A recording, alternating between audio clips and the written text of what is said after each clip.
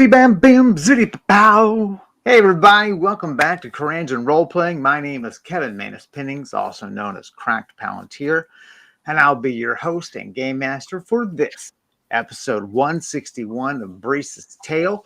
And as always, my good buddy Max is here to play the beautiful and talented paladin Brise. Max, say hello to the lovely people. Hello, everybody. Hope you're having a wonderful Wednesday night.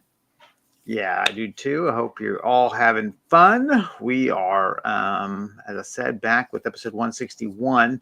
Last episode was a lot of information gathering in the city or the dwarven city of Gordovan, talking to a sort of a lore master, a female dwarf named Gandasir. I need to call up my captions. So why don't you give us kind of a rundown on what you were discussing with Gandasir? Yeah, so we originally went to talk to her about, goodness gracious. Was it about, I can't remember exactly the reason we came to her. I think it was just because she was contact of the Doshrix that was familiar with the city. The candle of the 9 fingers is... Right. So that came up in our conversation with her. And then, maybe we went to talk to her. Regardless, we're here having a conversation with Gandasir. She's very familiar with this dark artifact called the 9-fingered candle, which a necromancer named Volshad, 2 necromancers, Volshad and Holver, both seem to have some interest in obtaining. For what purpose? Either maybe a trade or for some other use we don't quite know yet. But Gandalf here tells us that the 9-fingered candle, there's a forgotten ritual that if done, you require 3 users to chant it, and it summons a being known as the Uthnorn, which very enigmatic, hard to kind of describe, just this kind of gaseous, large darkness that falls upon a city and within a day can basically kill everyone inside of it. At least that's what the historical context has cited. And so the crown has disappeared. It was attempted to be destroyed at some point in a temple, but right before it was smited, it vanished from sight. No one really knows how, if it has a sentience of its own, or if the Uthnorn itself possibly has some control over it. But it's been many years since anyone's really sought it, that Gandasir knows. So 30 years ago, a dwarven sorcerer named Dishal was looking for it, came to her asking various questions about it. And we got a lot of information on Dishal, where he currently resides right now in southern Alamar, and possibly still seeking it. Could be tied with Volshad and Holver. We're not quite sure. And yeah, we just kind of talked about different ways to proceed with gathering more information. What's his name? Doshrik has some good information on how to pursue information about the Uthnorn, what kind of creature it is, and that might give us a clue as to where the crown could be located or more about the crown's powers. And I also have a contact named Plesh, a very, very old, very experienced seer who can look into the minds and understand the kind of the future in a way, have some kind of clairvoyance to maybe locate this item for us and figure out if it can be obtained before our enemies get a hold of it. So yeah, a couple different things we're going to try to pursue. Definitely going to take some time to learn the true nature of this artifact and how we can uncover and protect the world from it. So yeah, so we left off with you guys retiring, you and Doshrik retiring to bed. Yeah. Then I think your plan is to get up in the morning and return to home base, Mhm. Lady Miagral's keep, north of the present city of Gordovan, where you are now. And so she's made pallets on the floor for you, since you're both considerably taller than dwarves. Dwarven bed really won't hold your taller frames. Doshrik is almost 8 feet high, and you're 6 foot plus. So let's do the 3 rolls for waking in the morning, and then we will proceed. So we got 18, 22, and 35. All right. So you wake very early, slept well, no dreams of significance, Okay. and you wake up feeling fine. Um, your health, always healthy as an ox. Um, uh,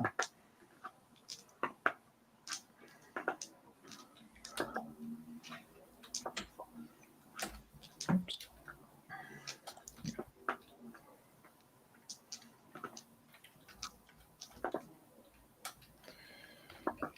So wake up. You said early, but again, we're not sure what time it is in the True. hold. We'll just say it feels like it's early, right? Right. You're like, just have a sense.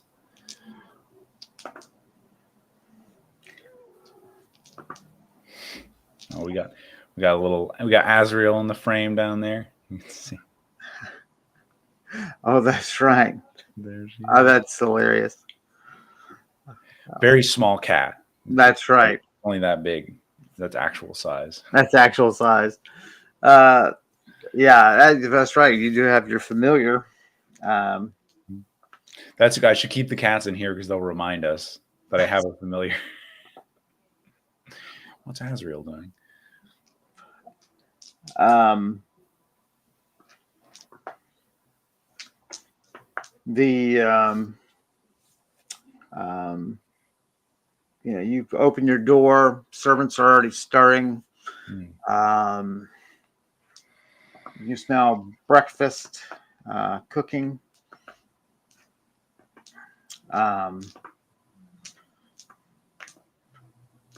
Servant sees your door is open, brings you a hot basin of water.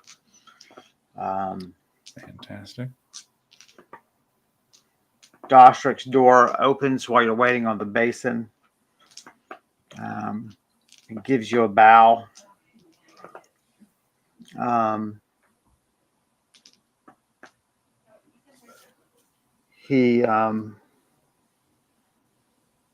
he asks if you have any particular plan for when you'd like to leave.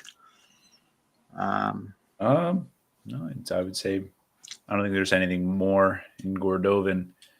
Well, I mean, there's plenty more I could explore, but yeah, I don't want to stay away from the keep for too long. So I just tell him as soon as you're ready, I am good to depart. I would like to ask if Gandasir, if there's a good spot to teleport to, maybe not in her shop, but nearby, because she seems like a very, very helpful resource. So if I can catch her during breakfast.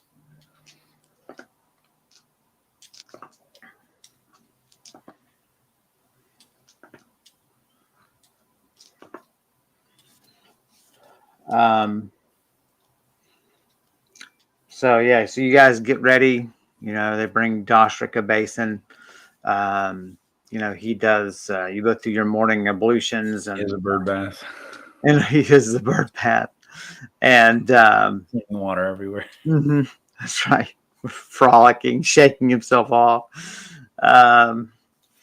I saw a bird do that the other day underneath a car. Just must have gotten drenched or something. It was just like, it's so funny. You go crazy. But I think it was a grackle. But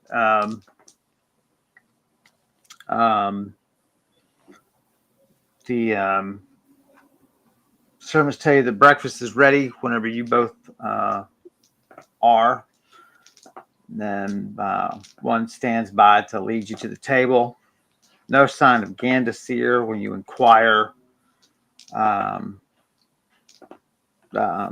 they tell you that she rarely rises before noon. Oh, wow. Um,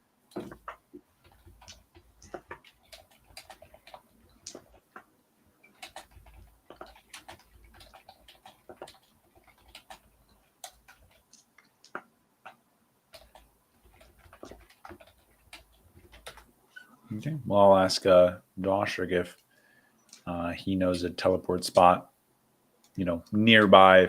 If you ever visit Gandasir, where do you typically teleport into?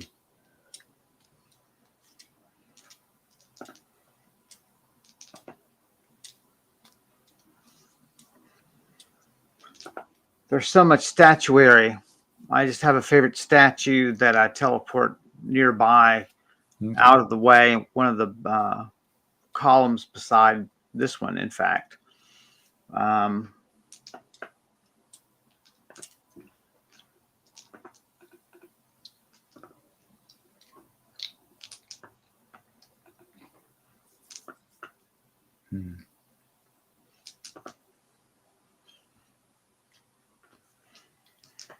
And I know we mentioned last time, Doshrik wasn't sure about the distance of Gordovan to the keep. I might not even be able to teleport that distance, but might as well try to memorize the spot here in case I want to return. So, if I get a chance to excuse myself, I'll go and try to memorize the spot outside, as he suggested.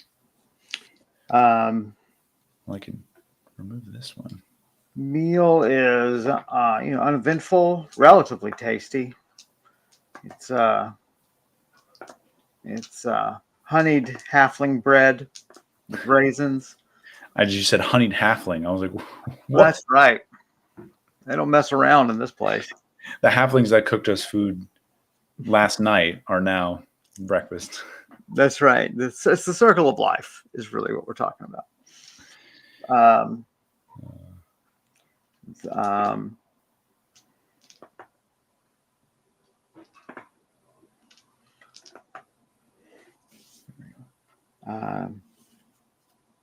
You're asked to be shown the way outside, and you go downstairs. You're in a hole. There's no outside. That's right. But you go downstairs to the back area of the shop, and then out a back door of the shop. Okay.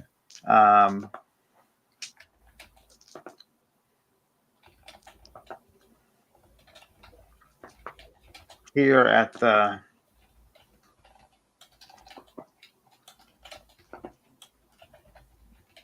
back corner of this level of the pillar is just a stunning sculpture of a story you're very familiar with, which is Astellan's Chaining of the Giants. And it shows a small figure of Astellan with her sword and shield raised, fighting two just immense giants who are towering over her. And a third giant is cowed and bent double behind them, and he is already chained. It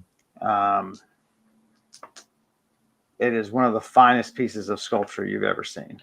Wow. I rolled a 140 for it. Man.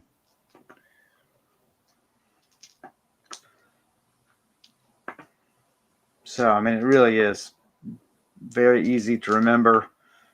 Man, Brise might need to get into sculpture. This would be the place to do it. Yeah. From the dwarves.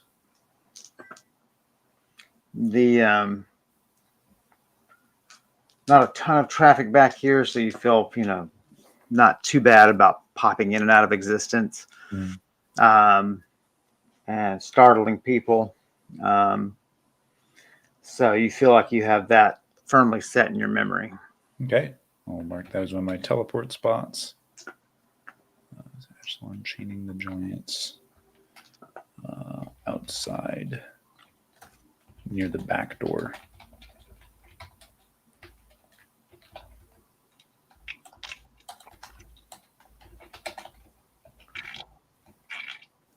Okay.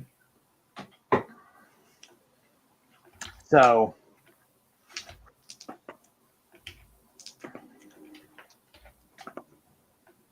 Doshrik has left a note for Gandasir.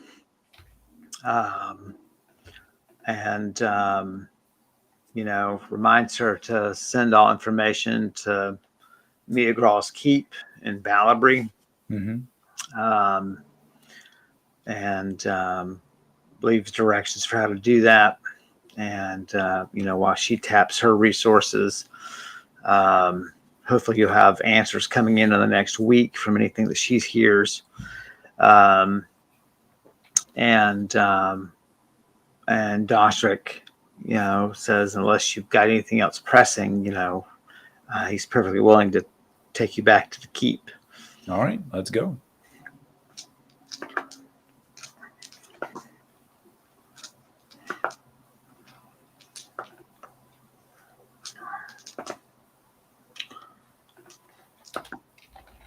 Appear inside the keep itself.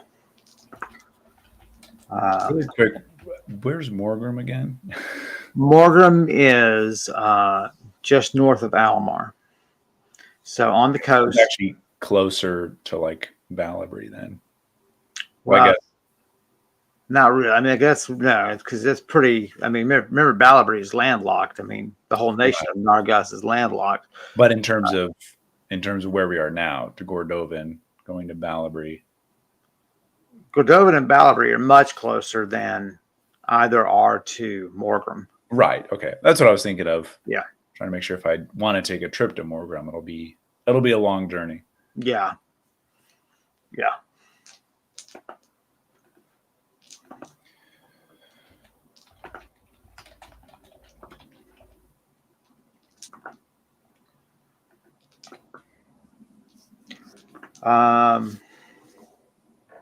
Doshrik is going to update Fraudrum and find out what she may know about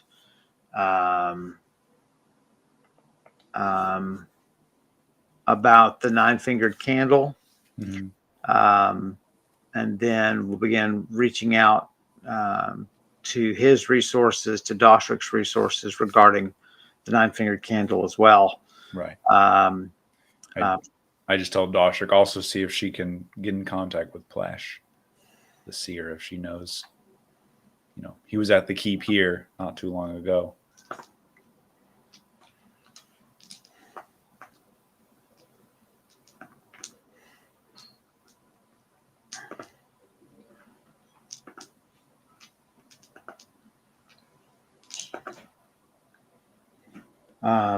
Doshrik nods, tells you that he'll see if Fraudrum can send word, Okay. and invite Plesh to the keep.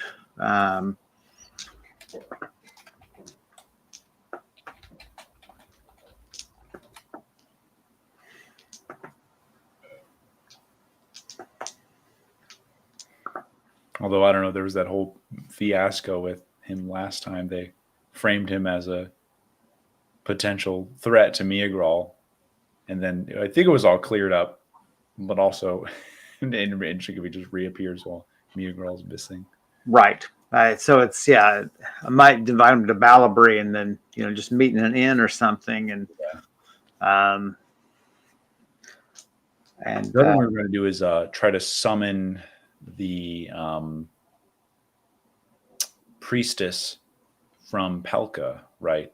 Yes. I forgot to mention that in our synopsis. So I volunteered to do that. I could go to Kepik and make that request. Right. And you might need to let Athene know that you're back. Sure. Just gone a little bit. Yeah, I forgot that when we left, it was to go to Pelka, and now We're Yeah. back several sessions later, a couple of days later. Yeah. So I'll send a note to Athene saying Doshrik and I have returned. Any updates you want to give, Athene? Athene, for those of you who've forgotten, is sort of Brise's supervisor at the keep, at Lady Meagral's keep.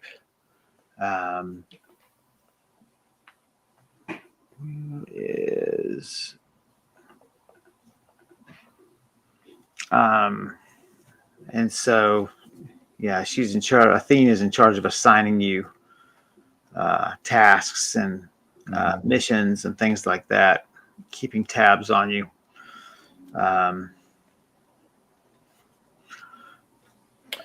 Yeah. So I'm thinking of I didn't really even tell Athene kind of the purpose of our departure. So I don't know if she has much to know about what we've done in Pelka. Have you learned anything that she needs to know? I don't think so. Okay.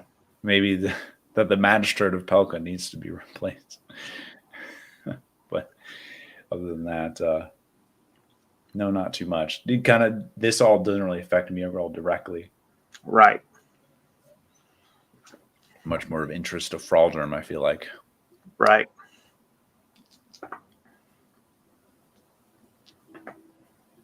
Roll for me. Oh, never mind. I behind my microphone. 74. It would be interesting if the person that Holver and Volshad are in cahoots with or exchanging this the nine-fingered candle. Mm-hmm. What if it's that Pen Lord who has occasionally waged war? That would be a hell of a weapon. This, yeah. But we know that he openly denounces magic. But is this magic in his eyes, right? Right. And if you can hide the use of it, and this thing just comes and destroys a town for him, that would be something. That'd be something else.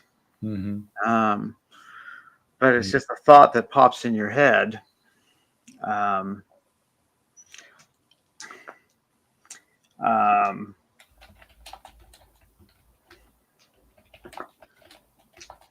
Off Doshrik goes. You send a note to Athene. Go visit Kepik. Yeah. The temple at the keep.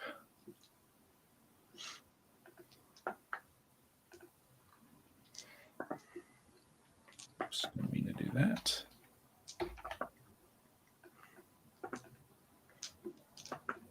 There we go. He's occupied, but another priest is happy to discuss whatever you need. Yeah. So I just ask him if it's possible to summon a priestess from a village called Pelka here to Balabry. Some business I have with her, that Meagral has with her. Kepik will want to know why.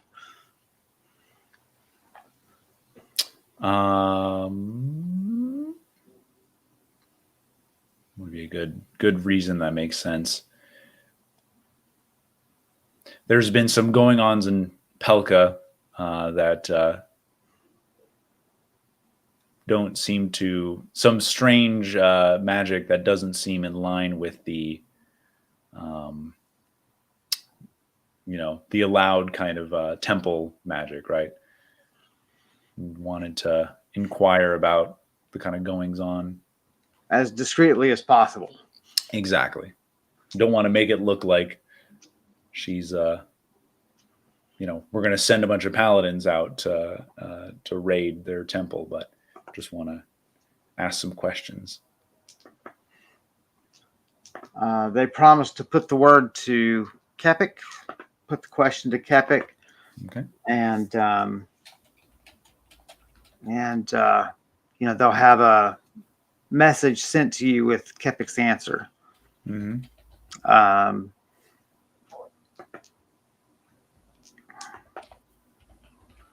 To look and see. Request.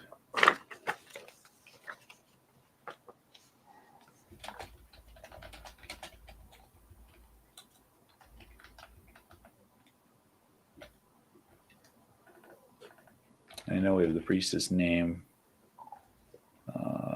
Enukar, young goblin woman.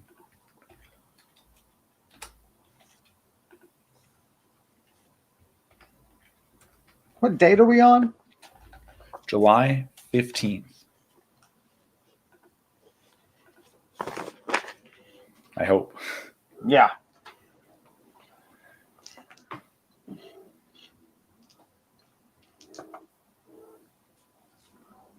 All right. So return to your quarters, I guess. Yeah, we'll see if Aldrich is around. I know he was gone to the city. Forgot which town he went to, but sew some dresses for Mia Grawl in her court while she's on tour.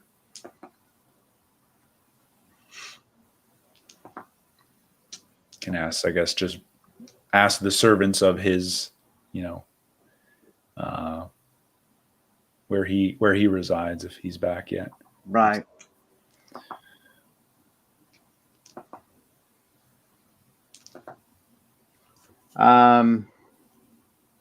He's not back. It's uncertain when he will be back. Okay. Which is not to say it will be forever. That's just very indeterminate. Right. Well, I have 9 pounds of very fine silvery fabric for him. Can you give it to him? Right. To one of the servants. Just put it in his quarters. Next to the other fabric that I got him. Right.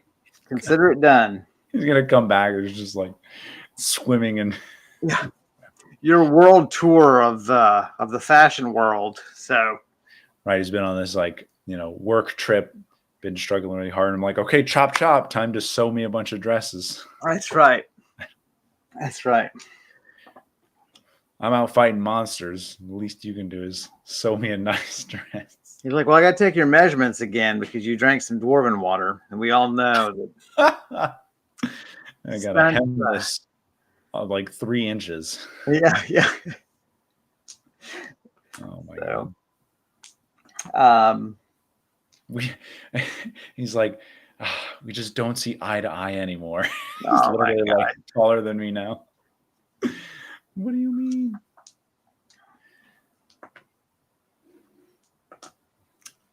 So yeah, they take the fabric and put it in his room for you. So that's handled for you. Is there anything else you need to do? The only thing I think I was going to go to the library and see if we can find any top research on the crown, on the candle, or the Uthnorn. Probably just ask the librarian to do that, which I've done before. I forget her name. Let's see. Did research for me before.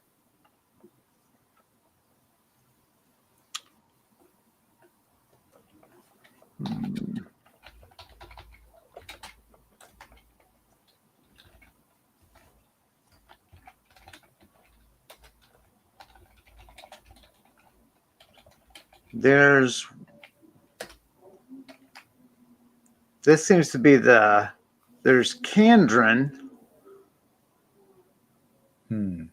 But that I think is in the city. Yes, Karandrin is higher up in the temple in town. Mm-hmm. Search for librarian. Nope, that didn't come up with anything.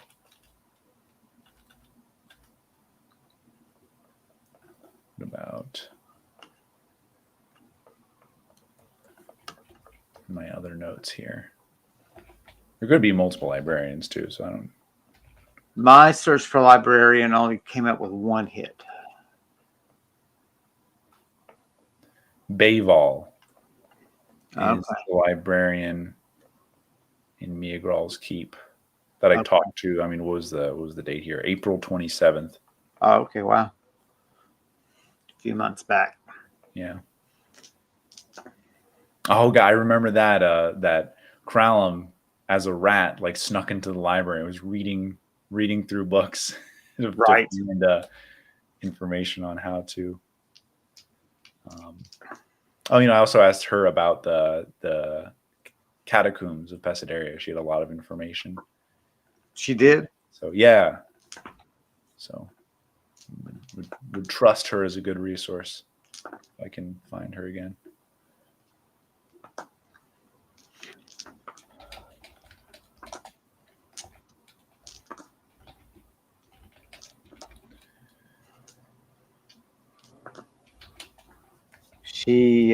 She's available. She's Goblin? Why not? Nah. Bayval. Yeah, I don't have a note about what her race is. I think it was just a very, very casual interaction. So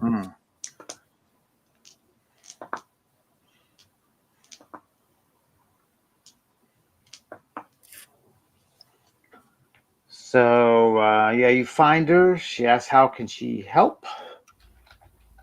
yeah, so I say I'm looking for information on a few topics. I wonder if you can help me find any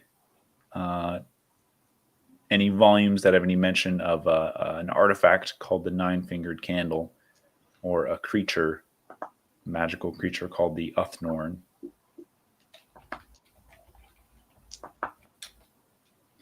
She says, "Did you say Ethnord?" Uthnorn? She says, "Well, Ethnord is the peninsular dwarven word for a seagull. It literally means white flyer. It's what the coastal folks here call a white seagull." Just finds a bunch of books on seagulls. No. Said that doesn't seem to the creature I'm interested in does float, but it is nothing like a seagull. I wonder if it's a coincidence. This is also an older topic, several hundreds of years, so the language might be different. What do you want?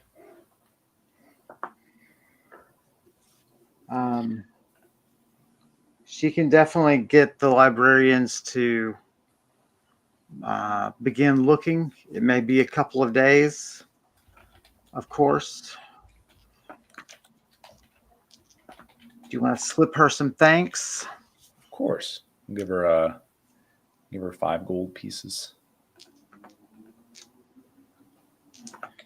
To the dwarven word for seagull.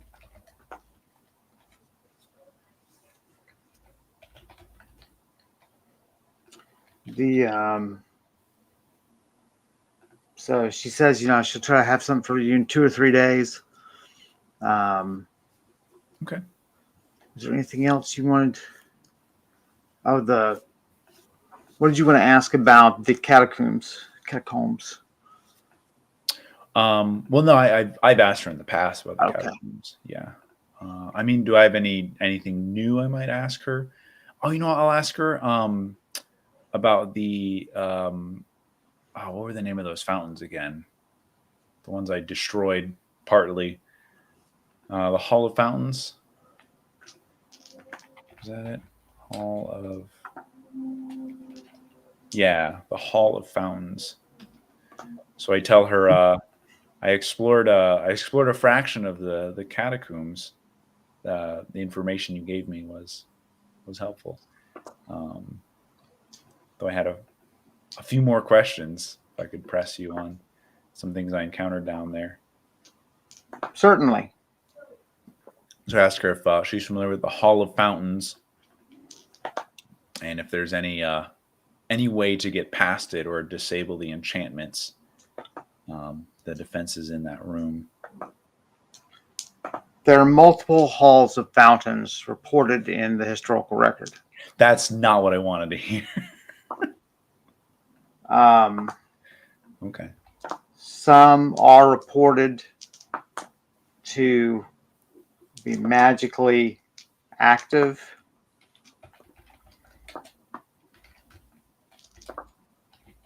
Some summon creatures, for instance, made of water that will fight anyone who attempts to cross the hall without doing the proper ritual.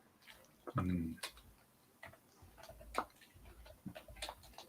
of course, these were largely, these defenses were largely to protect the tombs of the dead. Well,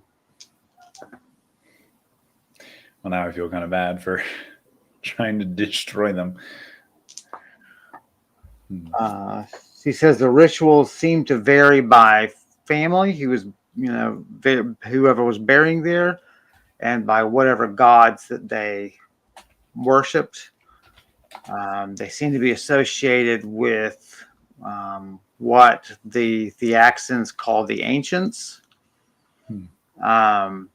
All the halls of fountains seem to be related to the ancients, and they follow the pantheon of 4 gods, 3 of whom were birds, and 1 of whom was called the Iron Empress.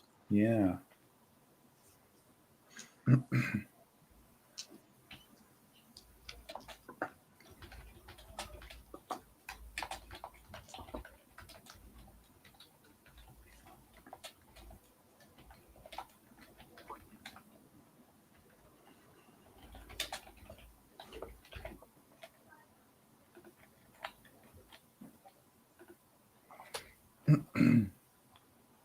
Did I know that when she says the ancients, does just means ancient people, or does that refer to like a specific group of people that Brise has heard of? That's how the Theaxans refer to the people that once occupied their land. Right.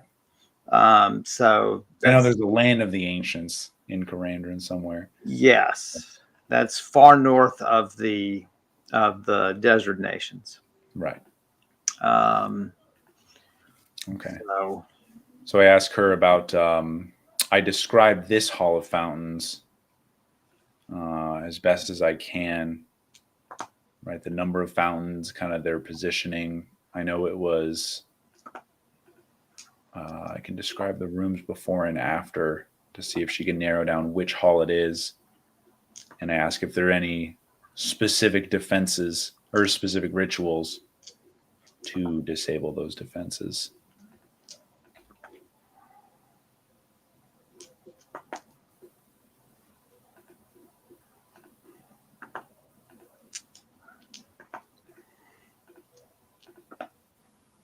She knows that one traveler described those as the white fountains.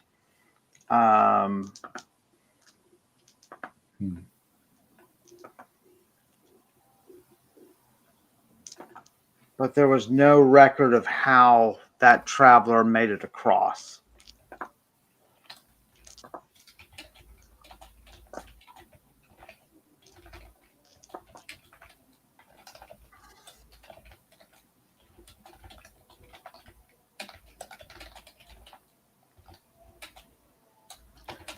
White fountains.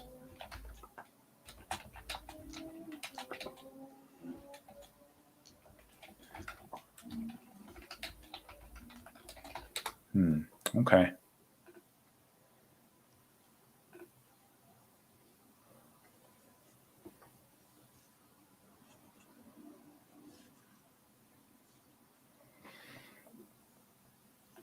I don't think there's anything else I could. I'll ask about also the. There's also a creature down there that seemed to be a peddler of sorts. He didn't speak to me at all. Resembled a hunchback dwarf, large black eyes and black bristles where its mouth and nose should be. Didn't seem to be threatened by it, and he didn't buy anything from him and went on his way. Actually, I did buy something from him. I thought you got a figurine of some sort. Yeah, I bought 2 figurines.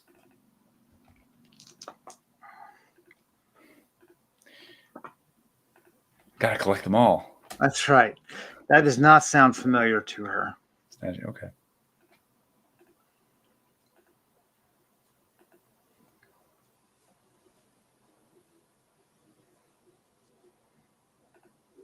Looking more at these guys.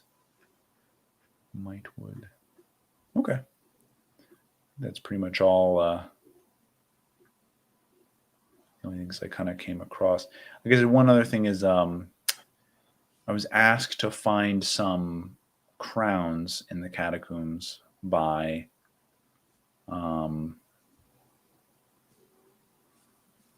one adventurer that I met at the Brandyfire Inn. Whoops, I have to close my notes again.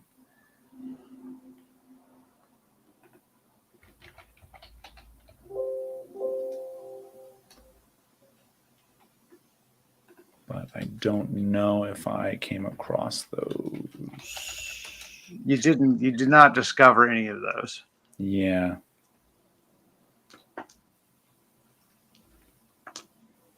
Oh yeah, here it is. A series of 6 plain iron crowns.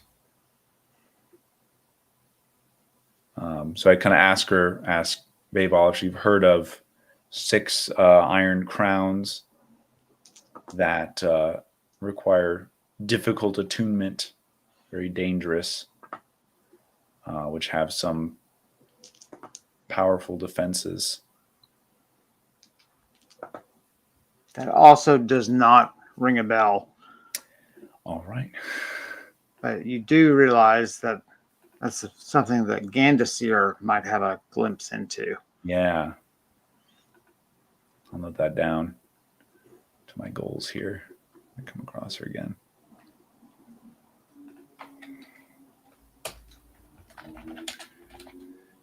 Asking Gandasir.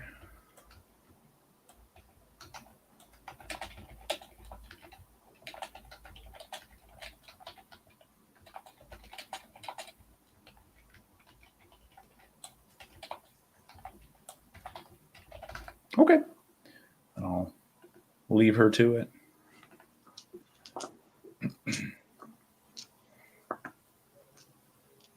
Gives you a little bow. Off you go.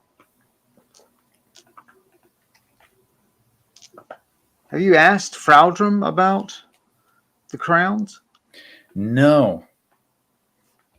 It wasn't someone at the top of my mind. Sure. But now that I'm considering returning to the catacombs, I was thinking of what information I could get. I could send Fraudrum a note asking her if she's heard of those 6 plain iron crowns.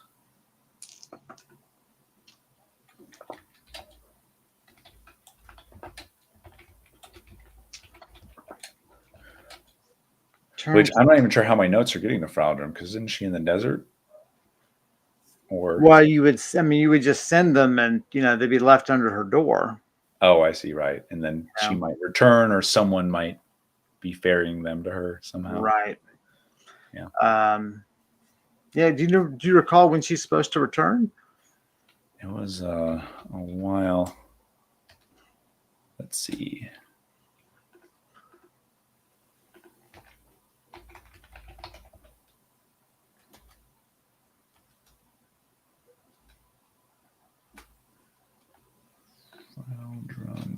She has 2 M's in her name, right?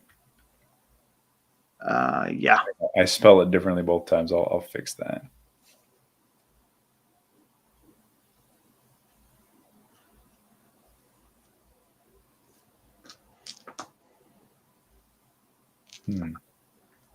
Not sure.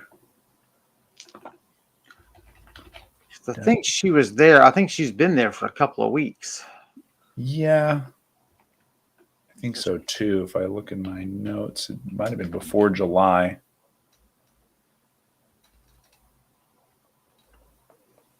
Fraldrum is in the desert investigating the borders closest to Hestus. And that I learned that on June 18th, actually. So yeah, it's been a month almost. Yeah. So I didn't realize it was that long.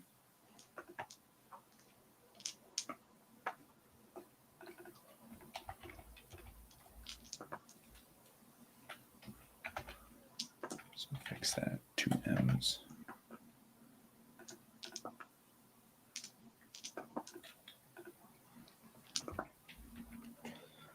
So you return to your quarters, kind of take a load off, and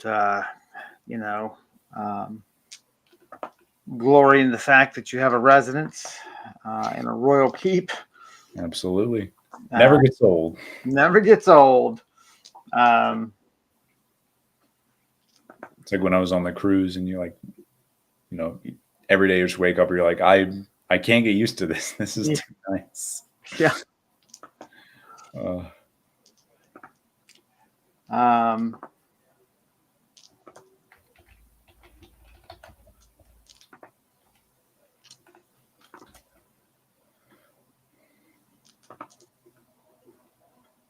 There's a note there from Doshrik saying that Fraldrum wants to meet and discuss everything with you both. Okay.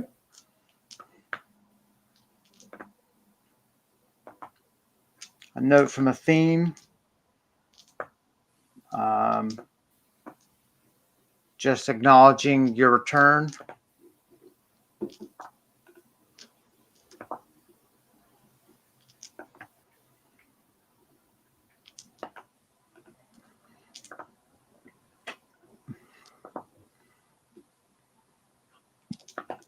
Half an hour or so passes. You're just kind of relaxing and enjoying a sip of something good.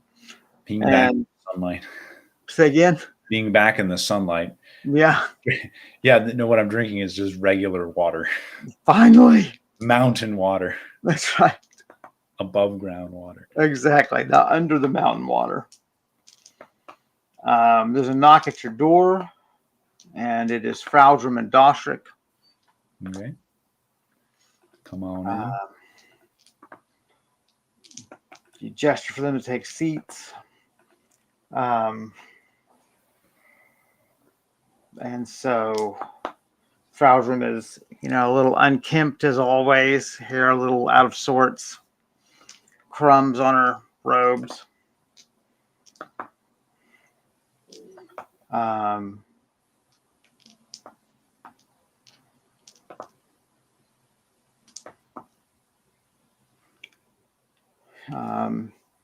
She says, first, a few things that I have learned from the borders of Hestus's land.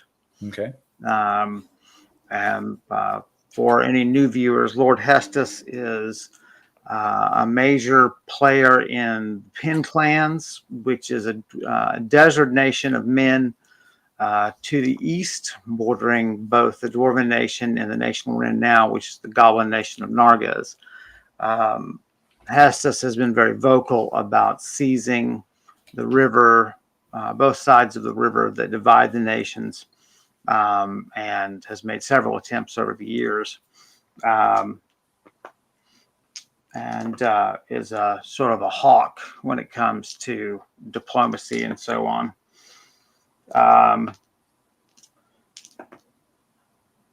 Fraldrum has been trying to diffuse those tensions for a number of years to prevent further war and bloodshed, and has met with only limited success, obviously.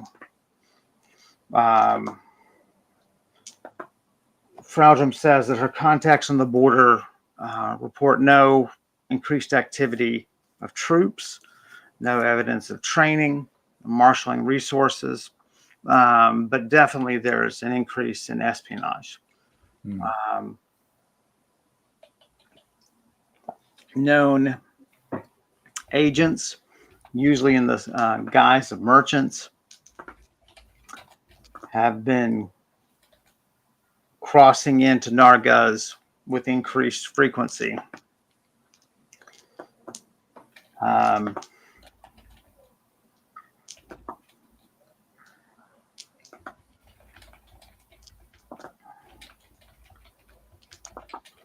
That may mean nothing, maybe a coincidence, but at least no troops are involved, and she counts that as a good thing. Yeah.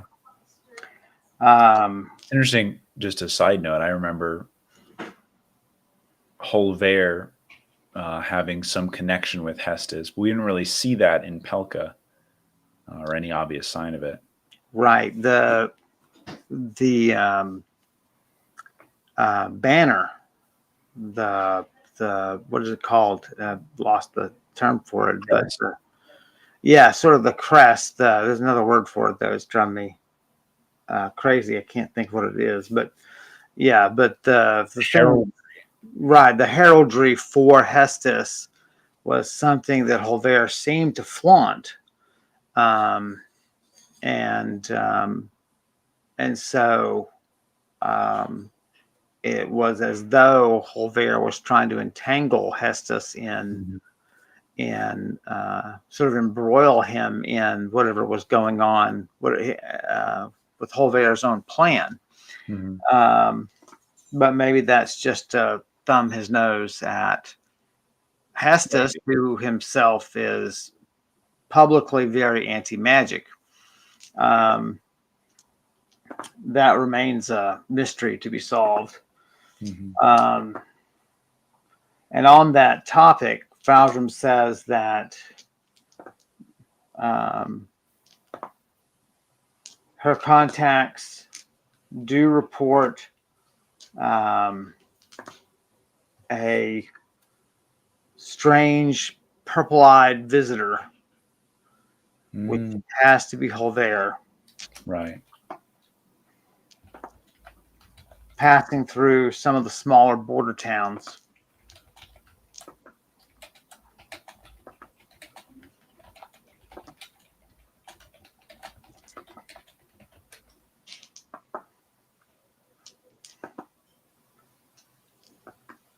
He was hiring guides into the hills that border the river.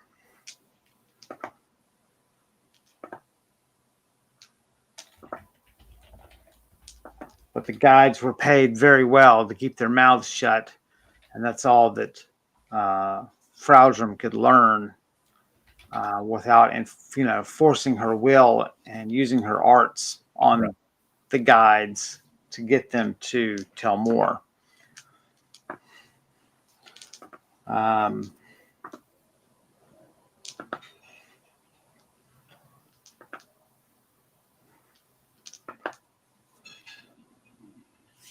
So all of this has occurred in the last month or so, Holver's activity on the border towns. As for this new threat, the nine-fingered candle, she knows it by name only. She's pleased to hear that you've talked to Gandasir about it, though not pleased to hear how dangerous of an item it is.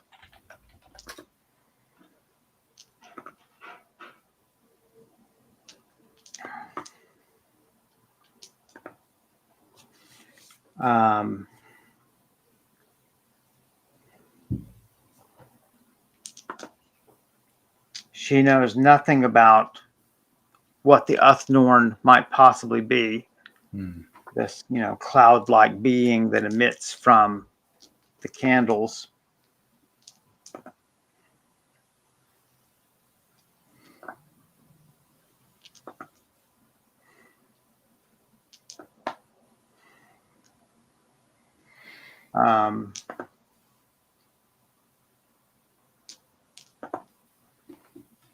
She knows nothing also of the dwarven sorcerer Dashal.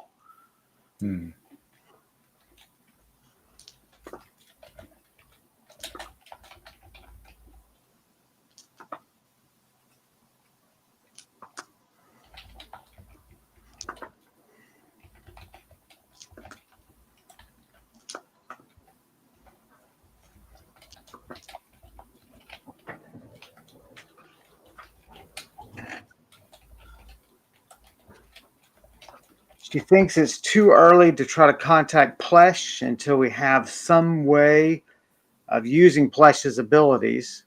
Okay. Until we have a definitive plan, what are we going to tell Plesh, right? That we might need him in the future? Not very helpful.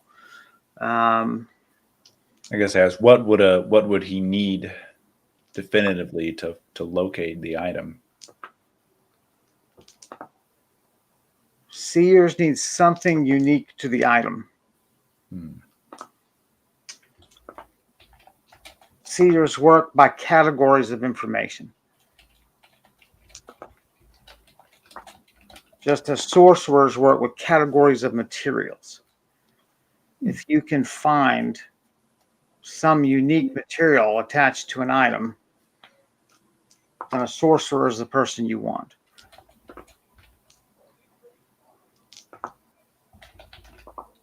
It's also not impossible that if we get control of the crown, Plesh's arts might be able to draw from the item knowledge of the ritual. Okay.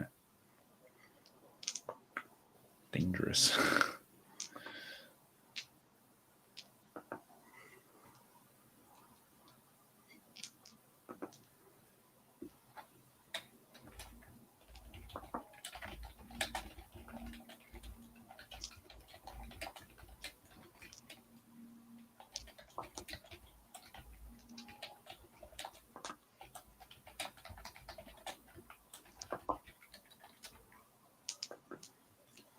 So we have to hope, of course, that Holver doesn't have a seer in his employ who might possess similar skills, although those are considerable skills to work on an artifact of that power and gain that much knowledge from it. Right.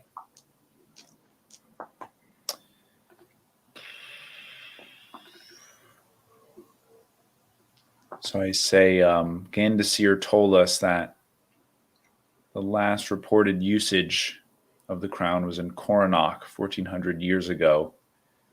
Could there be some remnant left by the crown there? That's probably a stretch.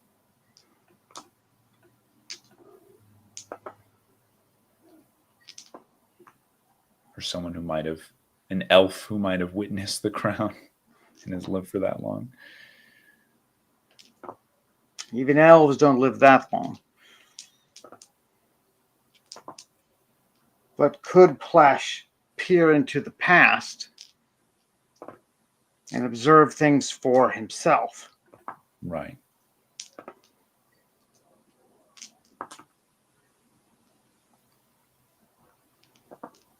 That would be an interesting test of Plesh's ability.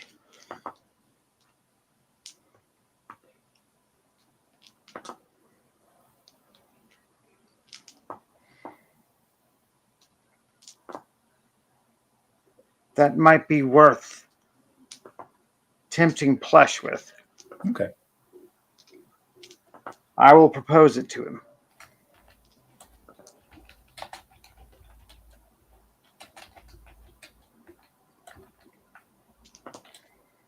It was a Coronach.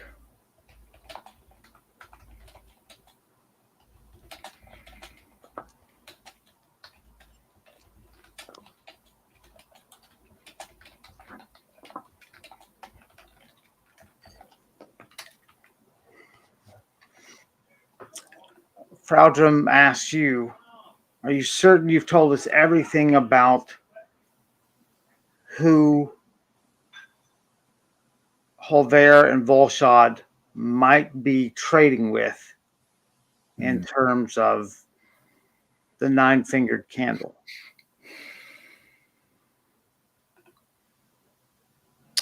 Yeah, I mean, I don't really know any other contacts or powerful contacts, right, that are tied to Volshad or Holver that I can remember. It would have to be someone very noteworthy, right? But no hints from their conversation. Right. No, just what I overheard. I do mention that I've requested the summons from the priestess of that village, so we could question her here in Balabry, in case she has overheard anything as well.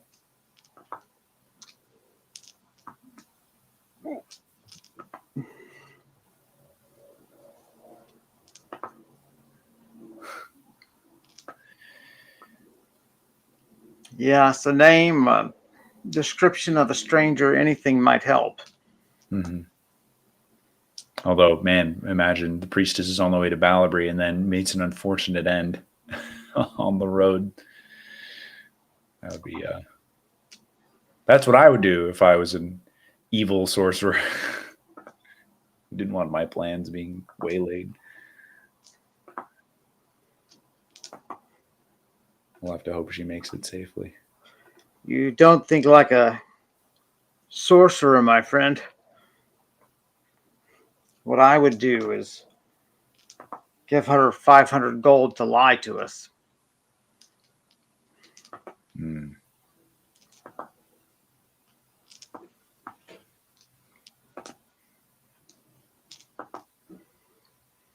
Then we have to give her 1,000 gold to tell the truth. Right.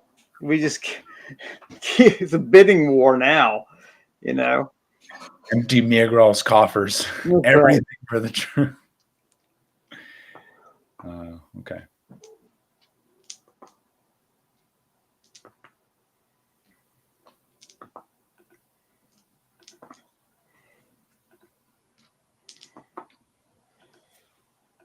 I would hate if Oshekra were involved in this, Fraudrum says. Yeah.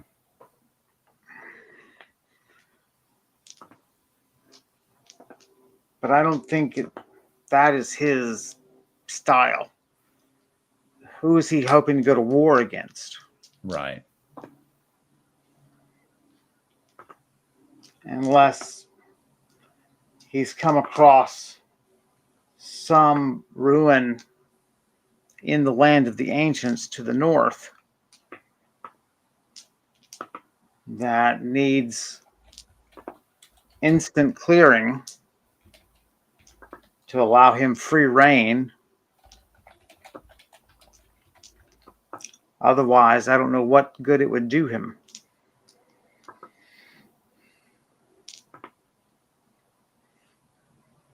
Also, as far as I know, he detests ritual magic.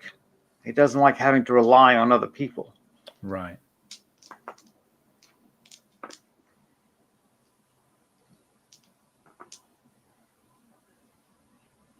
Do you remember that apprentice? I've been trying to think about this. That apprentice, former apprentice of Oshekra's that you met by accident in Balabry. He was very drunk when you met him. Do you remember? No, do you know like what location I met him at? In Balabry. But like where in Balabry? I think he was at a tavern. It sounds it sounds familiar.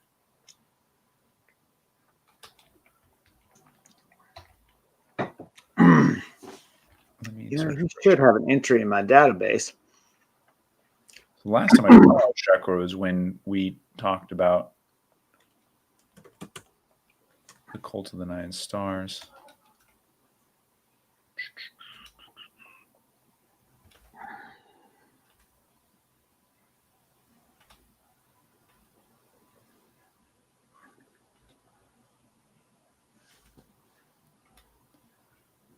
No, I mean, searching for him, I'm not finding anything. Hey, Quinn. You think he says Kevin, your mom is an NPC in Karandrin? Well, that's funny. Yeah, morning, Quinn. Shalto is his name. Shouto. Shalto. Oh. Yes, I recall this guy, and he was... I remember he said he might just do what Oshekra's done and ignore the councils. Right. I don't know if he was implying he was Oshekra's apprentice, or if he said that explicitly. He was a former apprentice. Okay. Complained about a Shekra. Yeah. You met him in late April. Right. Yeah, he was very drunk, very dangerous.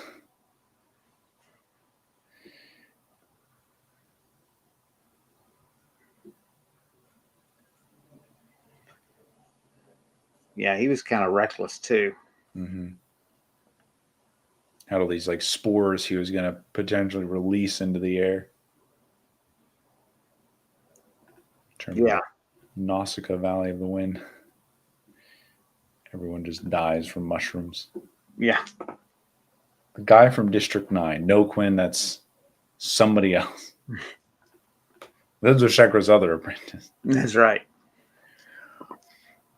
Okay. So I'll mention that I've seen a month ago, or 3 months ago, Shekra's apprentice spotted in Ballabry. Sholto was working on a project. Could go see if he's still around. Try to get some information out of him. Carefully. Fraudrum says he left in mid-May. Hmm. I was keeping tabs on him.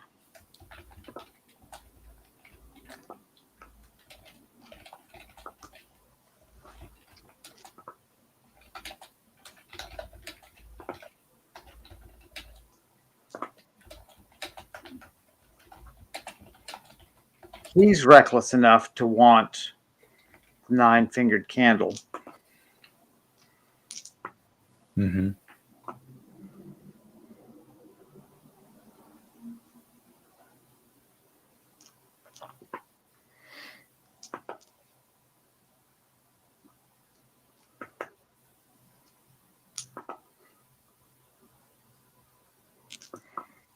He apparently has made amends with Oshekra and is presently residing again at Oshekra's tower to the far north.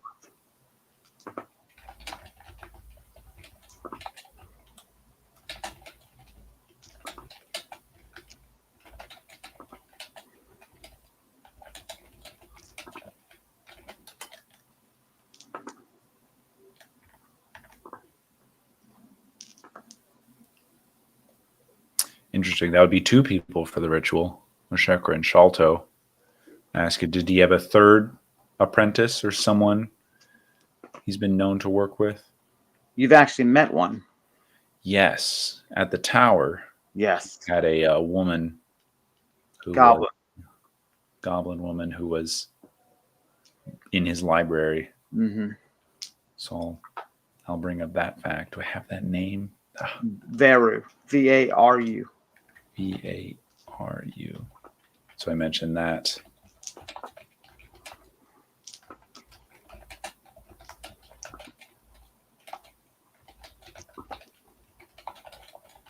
Yeah, I remember you just had this massive library in this tower, just kept away from everyone else except those he trusts. Right.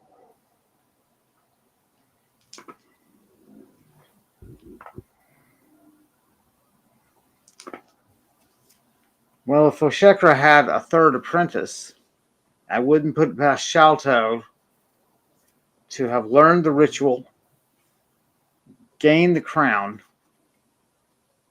and use it to kill Oshekra, taking over the keep. But all of that's conjecture. Yeah. Whoever wants the crown shouldn't have it. Right.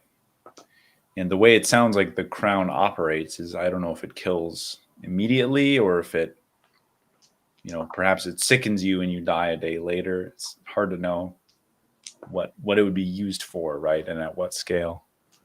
Doshrik reminds you that there were screams heard from the city. Right. In the historical account. That doesn't sound like a disease. Right. It actually is actively. I guess they did say within a day, not in a day. That's what I'm Right. confused about. So, okay.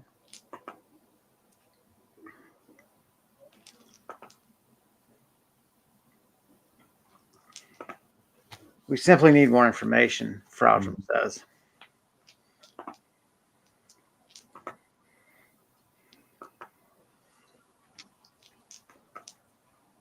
I wish we could reliably use the priestess at Pelka to somehow gain a spy. Right. But that's such a terrible danger to put someone in.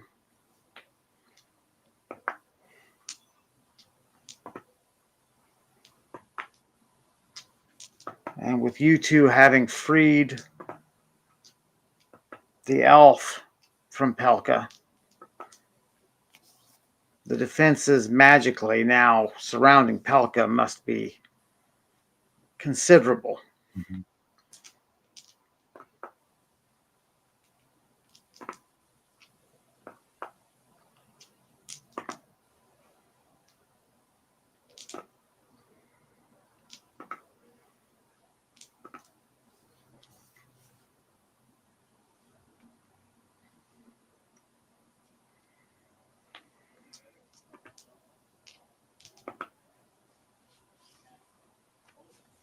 I would bring the matter before the council to the west regarding the nine-fingered candle. Mm-hmm. If one of them is involved, we'll have tipped our hand.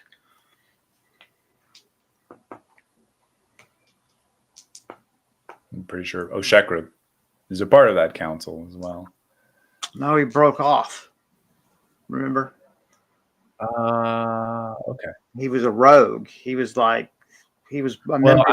Sorry, I'm thinking of not the Wizard Council. I'm thinking of the Council of Korakyle. Right. And the others. Right. This would be a separate group of wizards. Right. Yeah. That would sort of cover the Elven states and northern Theaxia.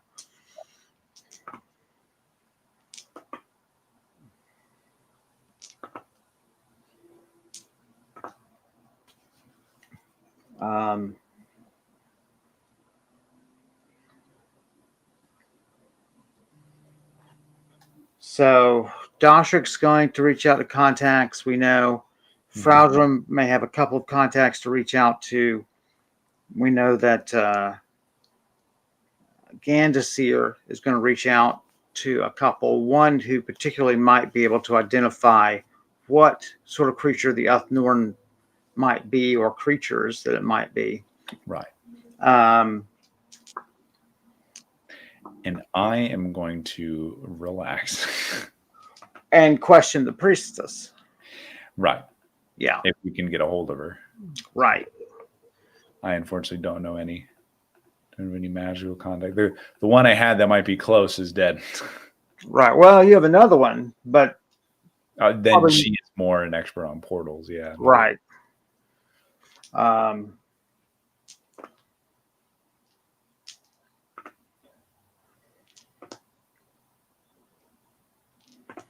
Another possibility that we haven't discussed is that Tanzot, the magical advisor to the neighboring goblin lord, Algrid, might be involved. It's another male of considerable magical ability. Mm-hmm. I do know that he is well versed in ritual magics. Mm. And obviously, the ability to slaughter all of Balabry or all of Miagral's keep would be an enormous advantage.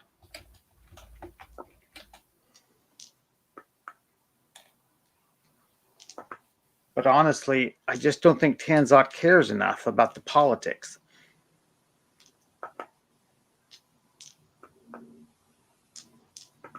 He's not the first one on my list.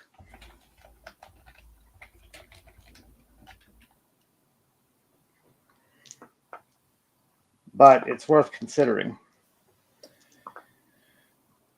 I kind of say in a lower voice, have we thought about Kralum as well being involved in any of this?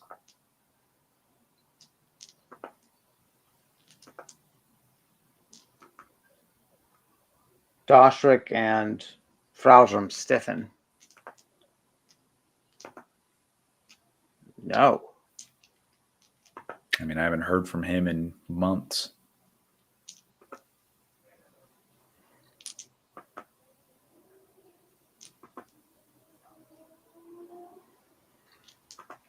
It's a terrifying thought.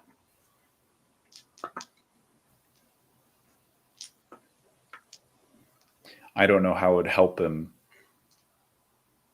I guess what would his goal be, right? To get back at me and to create powerful contacts in this world from his own world, or to find a way into this world, right? It would give him tremendous leverage with anyone else he wants to deal with. Right. Basically a huge bargaining chip. And his knowledge of magical rituals must be vast.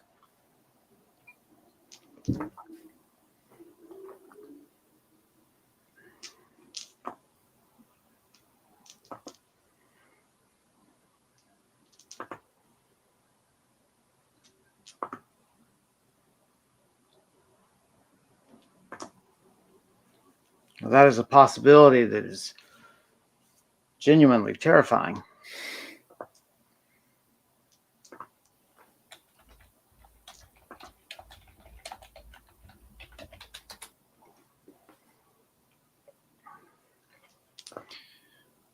Well, anything ever come about with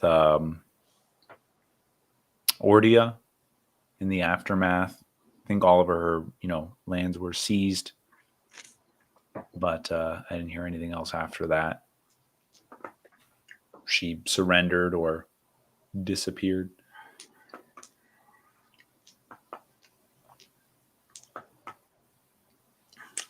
I have pressed Athene to keep spies, particularly in Algritz County, watching for any word of Ordia. It's the most logical place for her to go to seek resources and to make a bargain. We've heard nothing. Okay.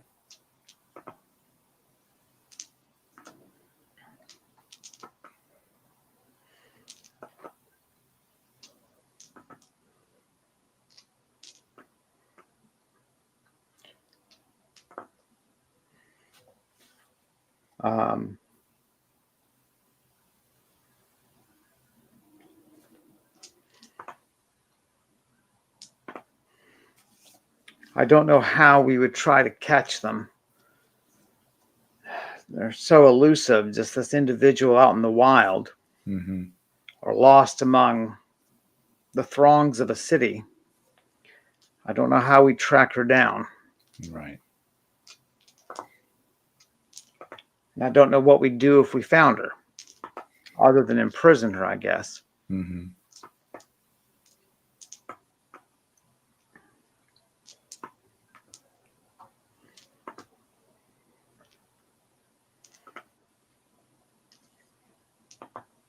Maybe we should redouble our efforts. I'll put some thought toward that.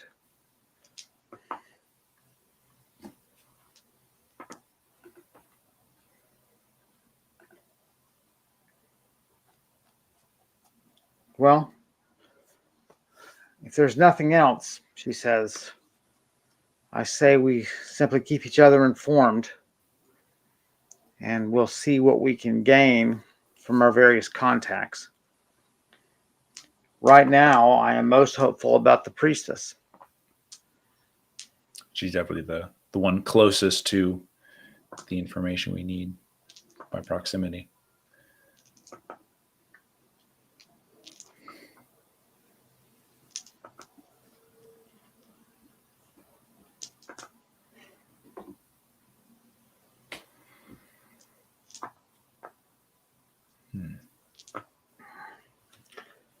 Fraudriman Dostric Rise.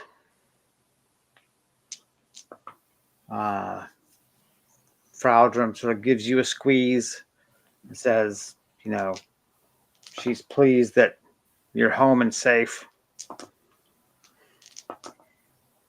And they take their leave of you. All right. I guess before that, did you have any info on the 6 Iron Crowns? Oh. Just unrelated topic, but if you did happen to know. She knows of them. They're known also as the crowns of the Island Kings.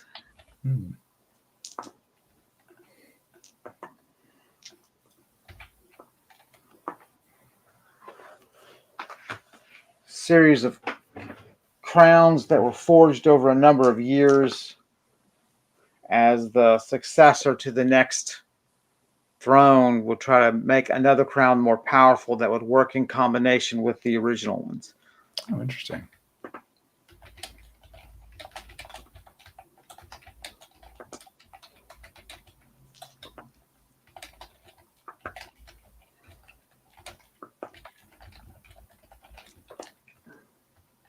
They controlled wealthy city-states on the islands off the coast of Theaxia.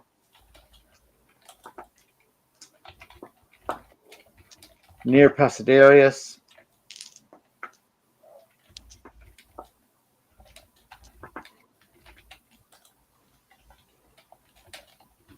When those kings were overthrown, the last of the kings who had the 6 crowns, supposedly his tomb was moved after the battle and was placed in the catacombs.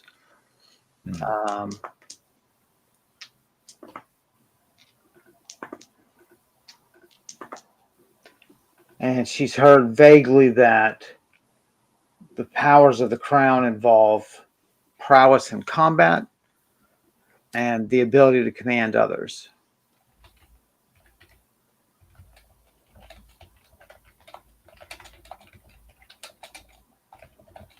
Okay. I mentioned that adventurer who was searching for the crowns, told me that they belonged to not necessarily kings, but merchants, a military officer, and then a sea captain. So I wonder if the crowns, those are maybe descendants of the kings, or if the crowns were moved, or if those are just to disguise the nature of the tombs. Any of that is possible, she says. Yeah.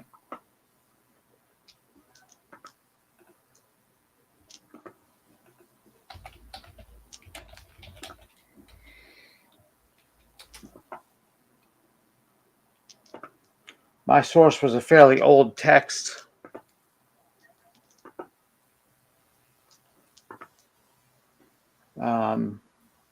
And she's not really researched them further.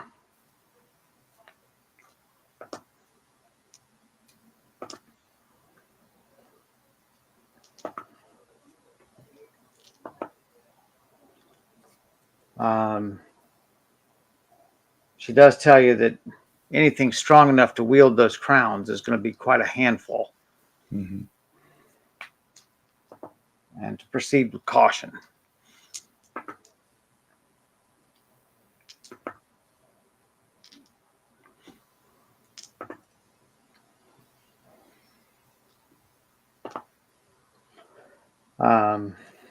Is there anything else you need to cover? Does she know how to get to Morgrim from here? No. If I were to go to Morgrim, do you know the best way to get there? Due west. Just you gotta go west. I'm assuming it's like a month of travel, right? Make it to Pleston probably in a week now. It's probably 10 days. Okay.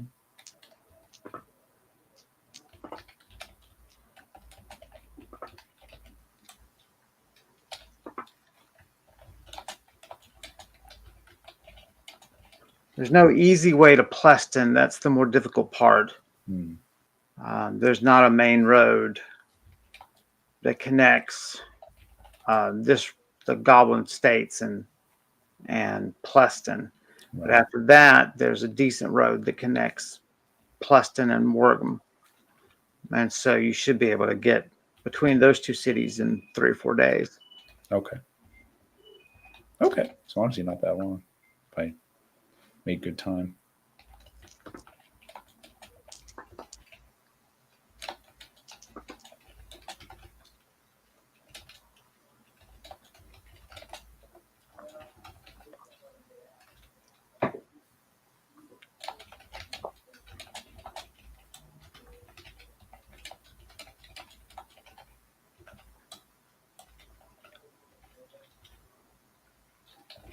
Okay. Yeah, that's all. I'll let her return to business.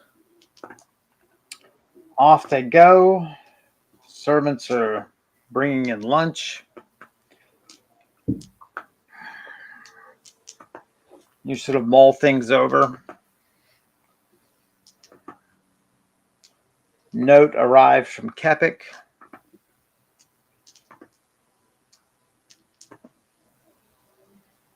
He's willing to assist.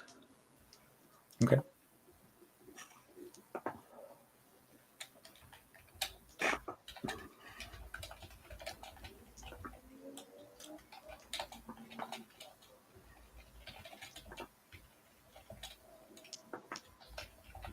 A rider will go out tomorrow morning with a message.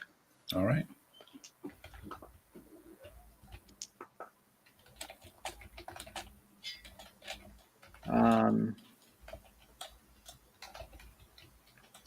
Get there the following day. So Sounds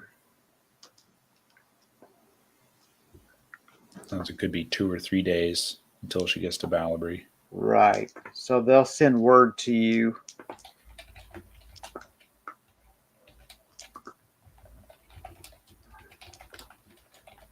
when she arrives, but certainly within 4 days, he would expect. He doesn't want to make it too urgent if you're trying to be discreet. Right.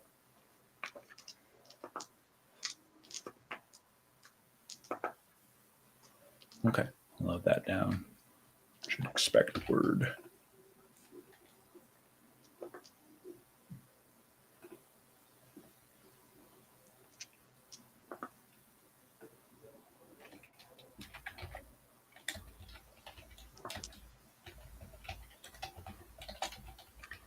Um,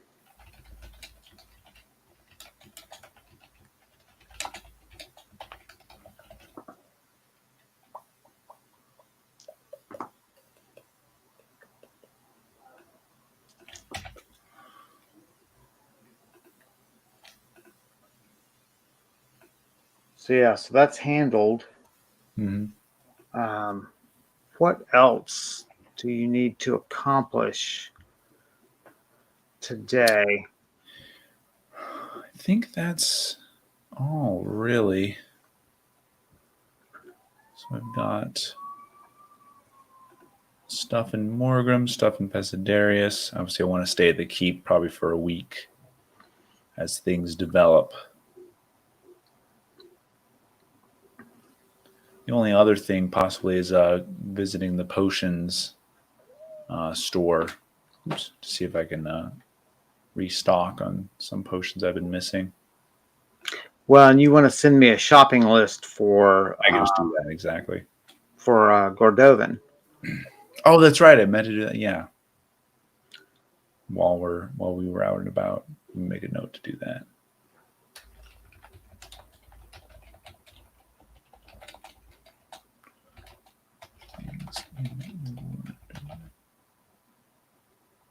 Okay. But otherwise, I'll just spend the rest of the day taking it easy. I'll go practice some spear throwing if the soldiers are available. Sure.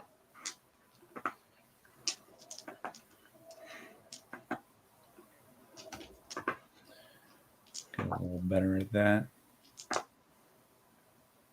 Yeah, no problem.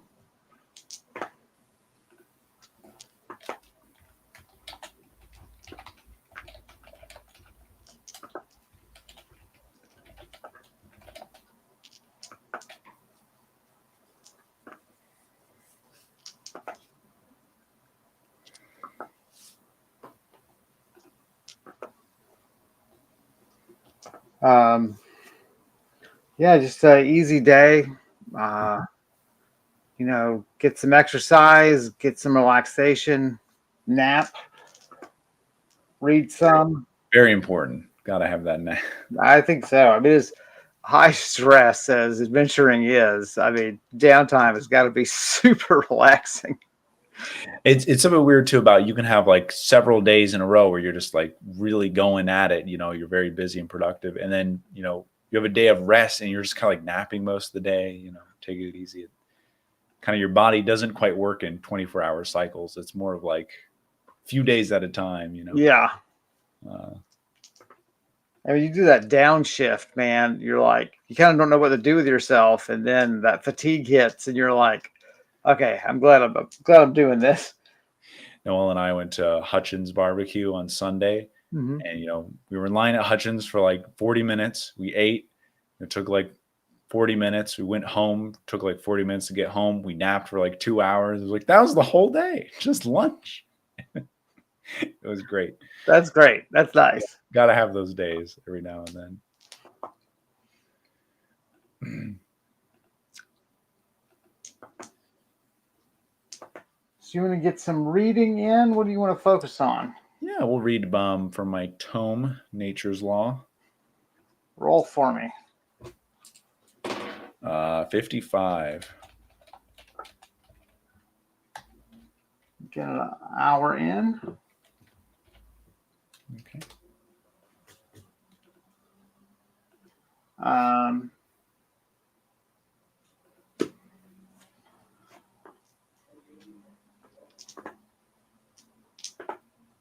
Supper. No more messages really coming in.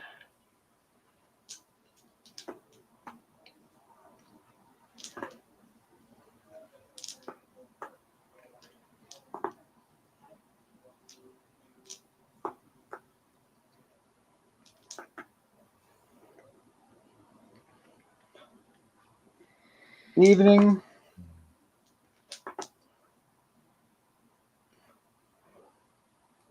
Do your 3 rolls and we'll call it a day. Sounds good to me. 64, 81, and 56.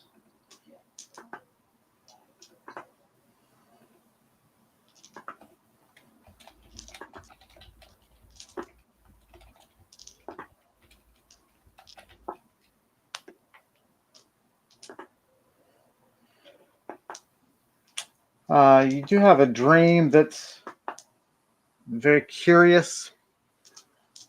You're bargaining with that strange creature you met in the catacombs, and the creature is speaking, and the items he has displayed out are all crowns.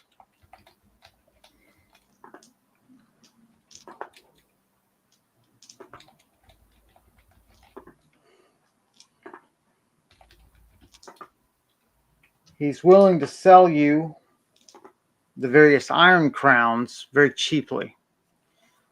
But you are very insistent on buying the crown that has the candles. But he will only sell that very dearly.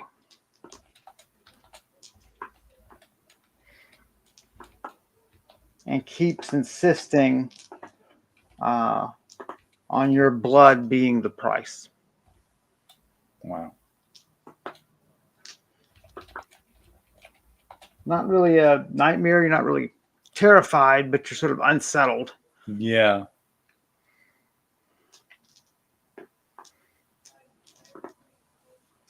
Wake up mid-morning. I know how to find the crown. Exactly. I was the crown the whole time. The crown is inside of us. That's right. All you had to do is believe.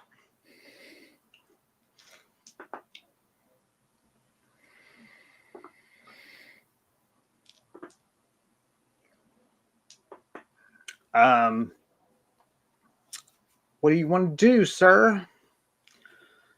Go get a bath, I guess, because hey, why not? Have a luxurious. Well, absolutely. Should we take a little break here, do you think? Or I guess we're almost at the end. Almost done. I was thinking we'd go 10 more minutes and then. Okay, let's do that then. So mark down July 16th.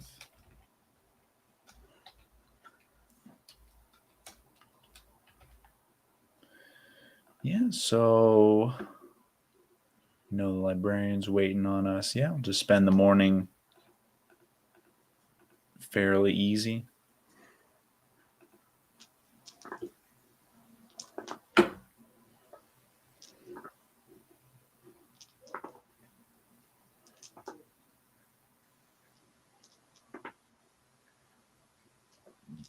I forgot to ask Bayval also about the sky rings, great sky rings. If that's something a topic she's familiar with or she could research. Right.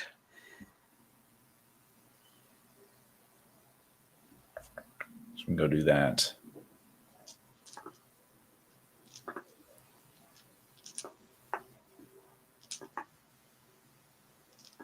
Long bath, short breakfast. Go talk to Bayval.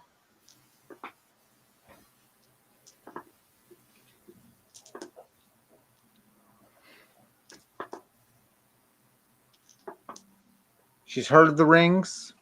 Mm-hmm. She's certain that was from a book in the library.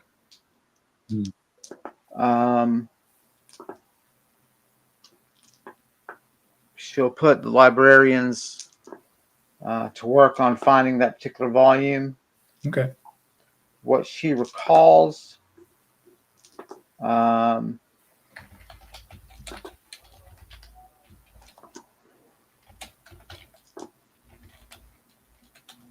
is that they were developed in northern Theaxia.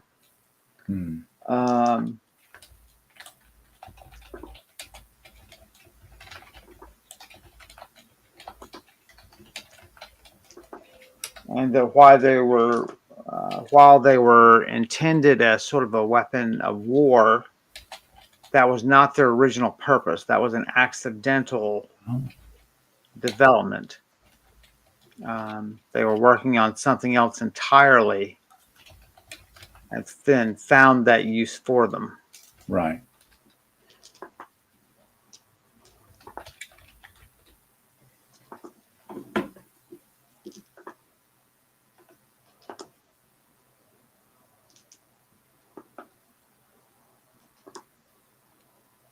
Does she know what that original use was?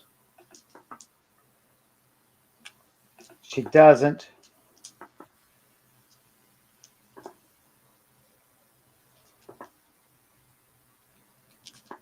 Her recollection is that when the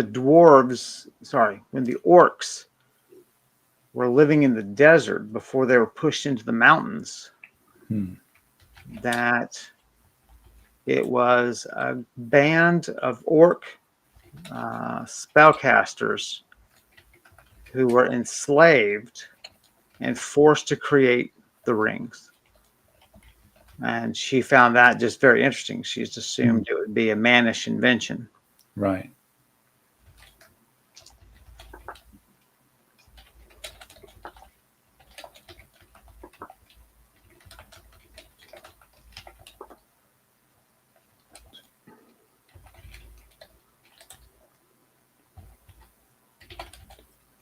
How long ago did the orcs occupy the desert? She doesn't recall.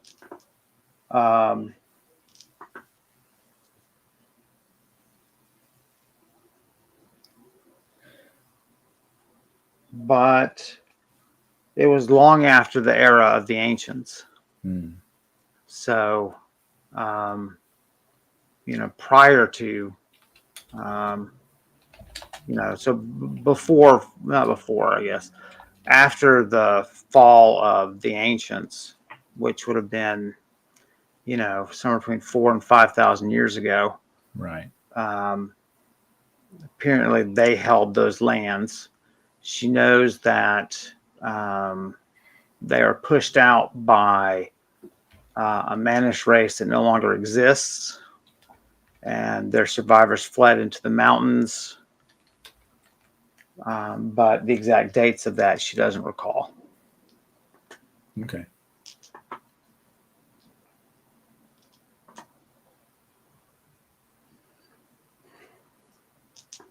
She hopes to have that book for you probably by today. All right. I just tell her I'll be send a note to my quarters.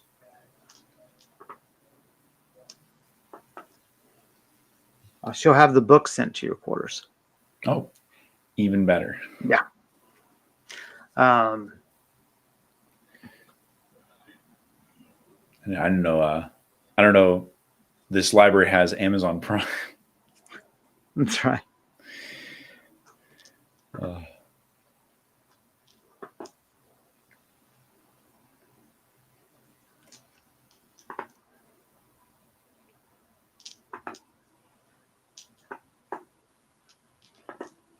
Get back to your room. There's a note.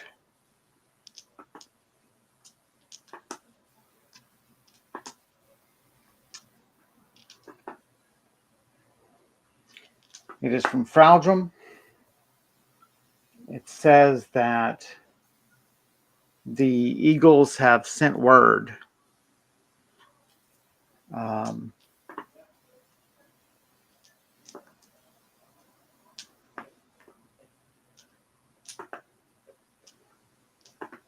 that Lady Crom, the leader of the Giants, Right. some miles north of here,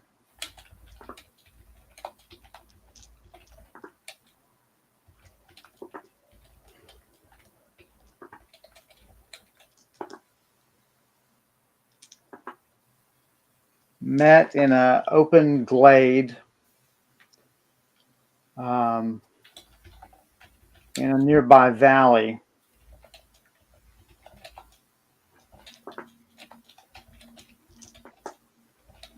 with another group of giants.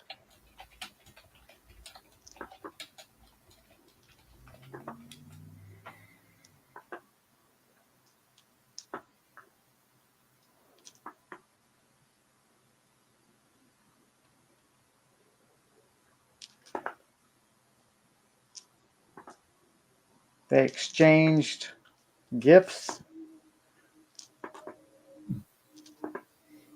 Giant present boxes. Mm-hmm. You'll find giant gift wrap everywhere, giant confetti. It's terrible. It's killing the trees. It's just blanketed them. Nothing can grow.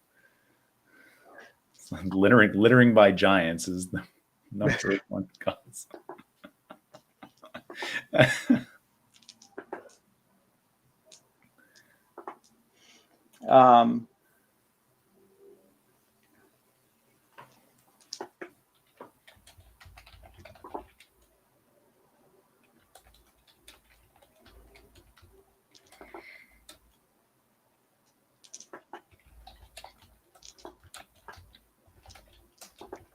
They gave an enormous scepter.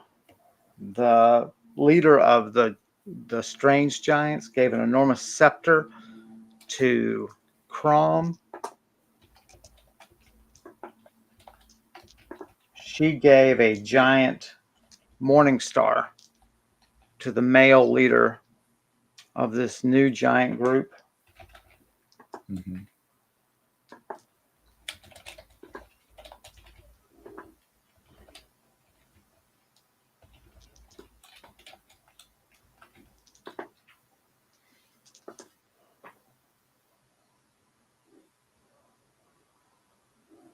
The giants, the new giants came from the east.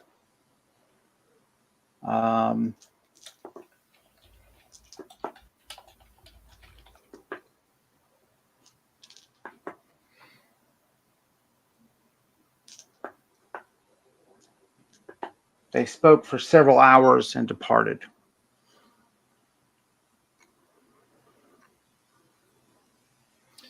Interesting. So maybe some type of treaty or agreement between them. It's worrisome that Crom got something potentially capable of magic, right? A scepter, one would think. Well, it could be just a ritual item of leadership. Right. Staff of office, so to speak. Right. But we do know that Crom had some abilities, magical abilities. Yes.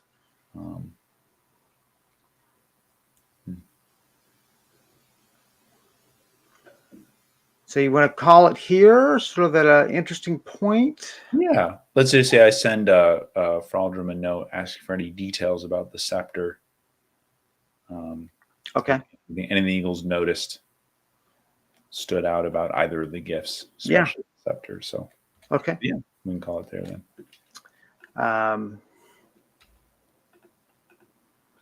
That was interesting information gathering episode. Go to 161 down in the books. Yeah. Thanks everybody for watching and hanging out with us. We always appreciate it. As always, like and subscribe if you think we're doing a good job. If you think we're doing a great job, hop the donor box and send us a little love. You can see the link right there. Max has got his own YouTube channel, and I think you ought to follow him as well. That's where he discusses the role of music and original soundtracks in video games. So go take a look at that. Thanks as always to Elliot Dunovitz for their terrific character art that we use almost every session for Brise's tale. If you want to see more of Elliot's work, then hop to artstation.com/Tortolua and see what else they have created. And I've written a novel you can find on Amazon.com called A Shore Too Far. Go hop over there and take a look if you're interested in a fantasy novel. And, thanks for hanging out with us. Max, why don't you say goodbye to these lovely people? Yeah, I hope you enjoyed our session. It was nice and chill. We'll be back next week, I believe, barring any extenuating circumstances to continue Reese's tale. So see y'all then. See you guys.